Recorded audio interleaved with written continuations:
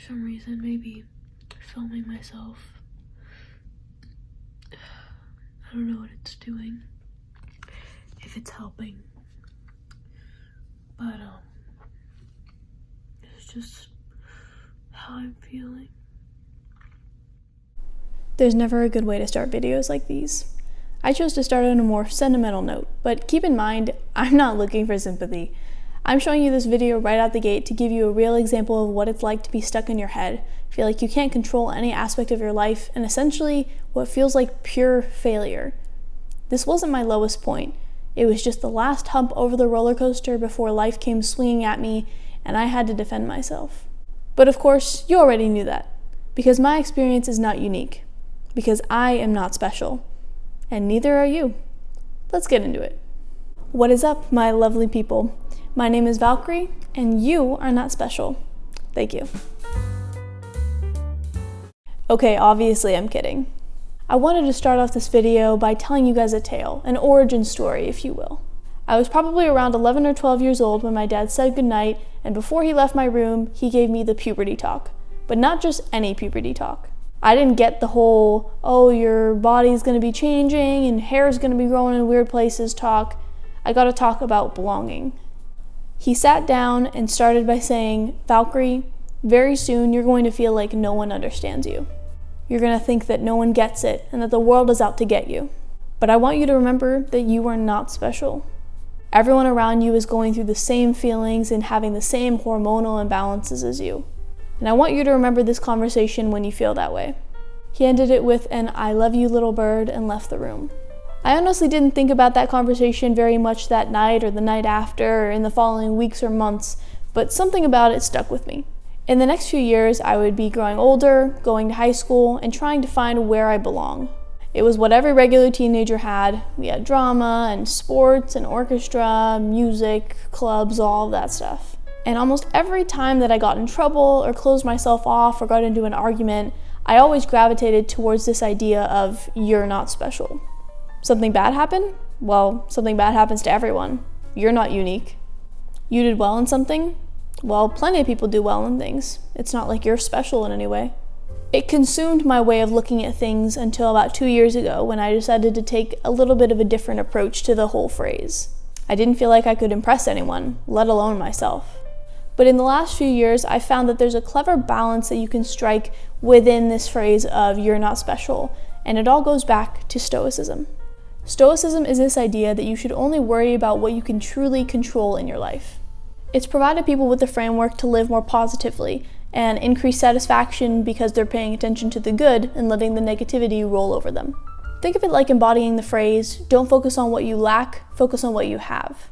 I first heard about this idea of thinking through Mark Manson's The Subtle Art of Not Giving a Fuck, a book that outlines the same kind of basic principle. Only care about things that align with your personal values or things that you find helpful. This was during a time where I was taking a lot of long walks and listening to audiobooks, and this book really stuck with me. Life is full of problems, and even when everything seems perfectly peachy, your mind will still find things to stress about. You have the ability to choose what problems you fill your life with. And visualizing success isn't about envisioning all of the things that you could have, it's about envisioning the problems you'd rather have. He also talked a lot about acceptance. The acceptance of a negative experience is more often a positive experience in the long run, whereas searching for more positivity and only ignoring the negative leads to more pessimistic thinking.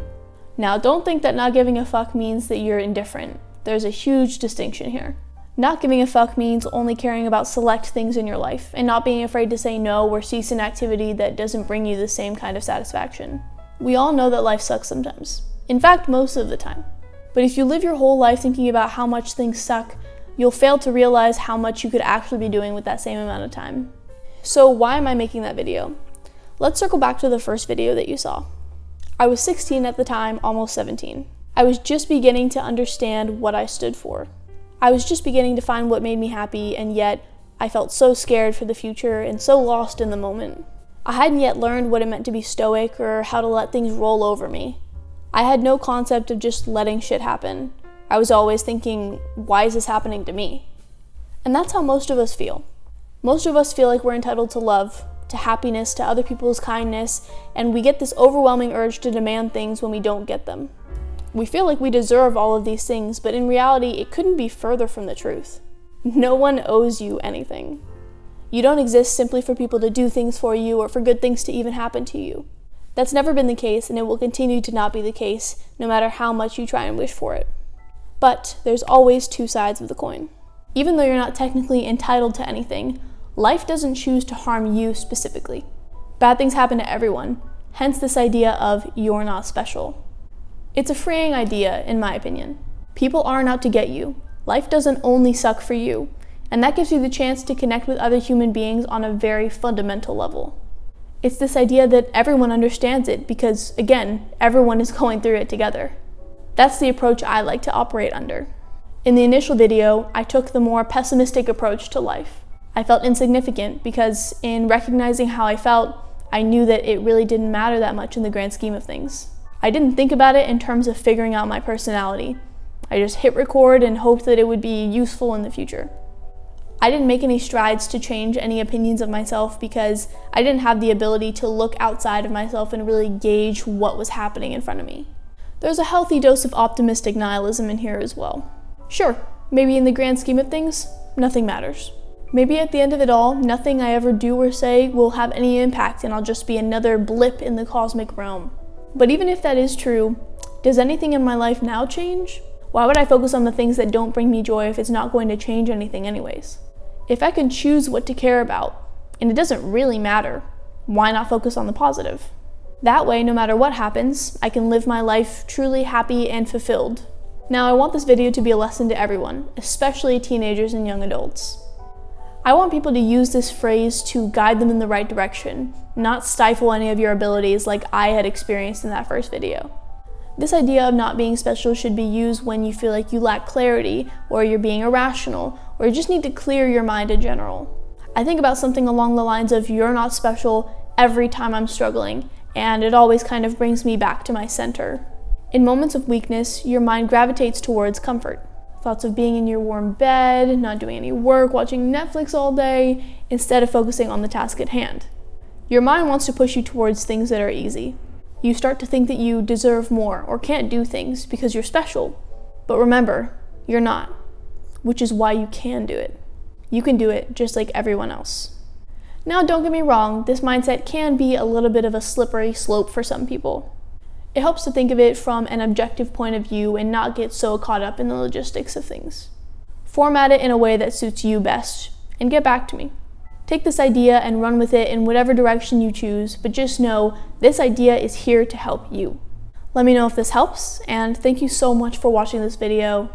Regardless of whether or not I myself feel special, this video is special to me, and it was really fun going through old recordings and getting to look at past Valkyrie and what her mindset is, and just being able to put myself in that position and know that I was not in a great place. It's crazy how much can change in such a short period of time. So use this phrase wisely and let me know how it goes. Don't forget to check out all the links in the description. I'm really proud of this podcast season that I did, where I went into a bunch of recordings that I had from past walks and the quarantine period, and I basically broke them down into the different mindsets, things I was feeling, etc. So if you like videos like these, you might enjoy that, so go and check it out. And with that being said, this is Little Bird signing off. Fitting, for example, for this auspicious rite of passage is where we find ourselves this afternoon, the venue. Normally I avoid cliches like the plague wouldn't touch them with a 10-foot pole, but here we are on a literal level playing field. That matters, that says something. And your ceremonial costume, shapeless, uniform, one size fits all. Whether male or female, tall or short, scholar or slacker, spray-tanned prom queen or intergalactic Xbox assassin, each of you is dressed, you'll notice, exactly the same. And your diploma, but for your name, exactly the same.